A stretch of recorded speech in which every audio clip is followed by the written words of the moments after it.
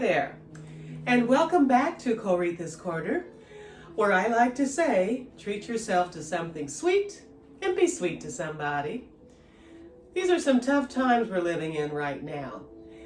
But today we are going to make some peanut butter cookies, and then we're going to head over to a shop in Burbank, Magnolia Park, and we're going to talk to Aunt Larie. Everybody calls her Aunt Larie, and she owns a shop called Best of Times Antiques. And we're going to go through the shop, and I'm going to show you a couple of things that you can use from a thrift shop to put your holiday cookies in. Anyway, cookies can be a gift. Sweetness is such a treat.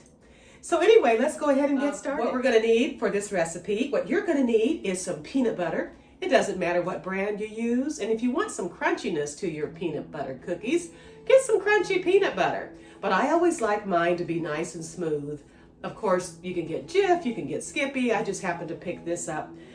You're going to use some butter, some salt, one egg, some baking soda.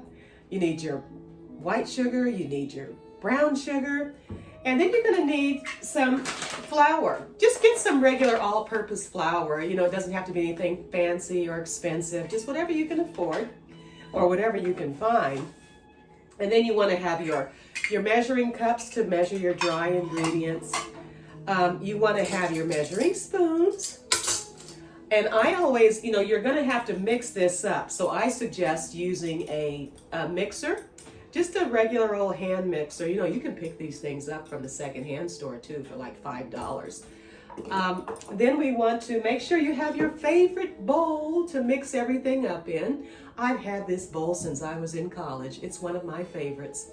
I think it's my favorite. And then if you can, if you have one, get an apron, because sometimes when you get the flour, it can get kind of messy. So anyway, we're gonna go ahead and get started here. And thanks again for being here. I so much appreciate all of you. And if you make this recipe, be sure to put some comments in the comments section down below. And if you don't make this one and you have a better peanut butter cookie recipe, by all means, please share it with us. We'd love to make it. Anyway, let's get started.